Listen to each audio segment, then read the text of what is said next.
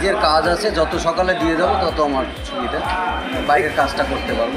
এখানে তো কেন্দ্র বাহিনী এবং রাজ্য সরকারের রয়েছে, পুলিশ রয়েছে, তো কি ভোট দিতে কোনো রকম অসুবিধা না? এখানে কোনোবারই প্রবলেম হয়নি, আর এবার তো আরও স্বতঃস্ফূর্তভাবে এখানে আসলে দেখতে পাচ্ছেন যে যারা ফিজিক্যালি চ্যালেঞ্জ অর্থাৎ বিশেষভাবে সক্ষম তারা ভোট গ্রহণ করছে। এটা কি নতুন দেখছেন এখানে? এটা নতুন দেখছি, কেমন লাগছে? কোনো অসুবিধা নেই। আর কেন্দ্রীয় থেকে আমাদের প্রচুর সহায়তা করছে, বিভিন্ন রকম যা পরিবার এখানে দেখছি আমাদের খুবই ভালো। এই যে মডেল বুথ আগে কি কোনোদিন হয়েছিল এই এলাকায়? এর আগে কোনোদিন হয়নি, তো এটা দেখে আমাদের নতুন একটা ইন্সপায়ার হলো ভোটের জন্য, যে আমরা একটা ভালো জায়গায় এসে ভোটটা নিয়ে। এই যে সাজানো গোছানো আগে কোনো সময় দেখেছিলেন?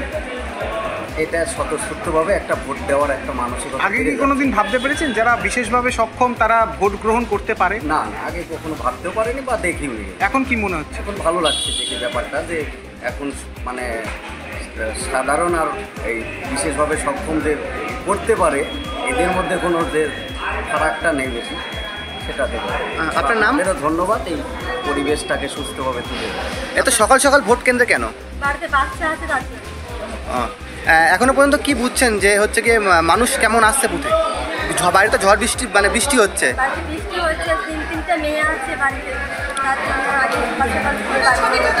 এখানে কেন্দ্রীয় বাহিনী বা পুলিশ তো রয়েছে, কোনো রকম ভয়টাই কি লাগছে? না।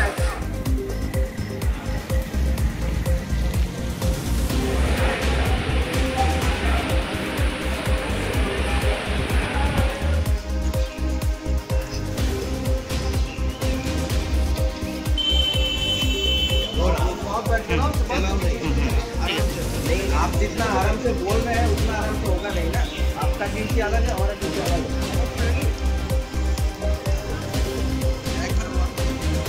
ভালোই বুঝলাম, জিতবো ইনশাল্লাহ। এই আবহাওয়াতে কি বুঝতে পারছেন যে কতটা ভোট যেটা হওয়া সেটাই হবে। হয়তো প্রাকৃতিক একটা দুর্যোগ, হয়তো মানুষ আসা যাওয়ার ক্ষেত্রে একটু প্রবলেম তো হওয়া স্বাভাবিক, তবুও আশা করছি মানুষ স্বতঃস্ফূর্তভাবে ভোট দিতে আসবে। আমি এই মুহূর্তে আমার নিজস্ব যেটা বুথ, বড় চাঁদগড় ঠাকুরবাড়ি বুথ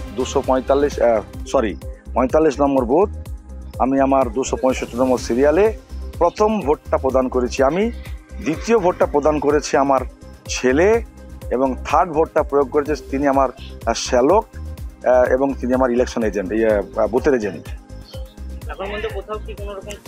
এই মুহূর্তে আমার কাছে তেমন অপ্রীতিকর কোনো ঘটনার খবর আসেনি, তবে কালীগঞ্জের একটা বুথের ইভিএম মেশিন একটু বিকল হয়ে গিয়েছিল, সেই বিষয়ে খবর এসছে।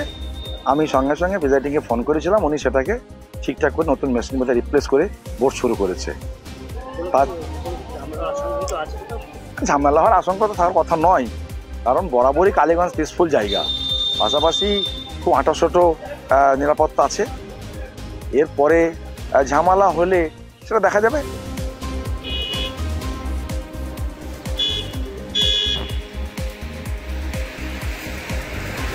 আমাদের ভিডিও ভালো লাগলে লাইক এবং শেয়ার করুন, কমেন্ট সেকশনে গিয়ে জানান আপনাদের মতামত। আরও ভিডিও পেতে আমাদের চ্যানেল সাবস্ক্রাইব করুন এবং প্রতি মুহূর্তে খবরের আপডেট পেতে প্রেস করুন বেল আইকন।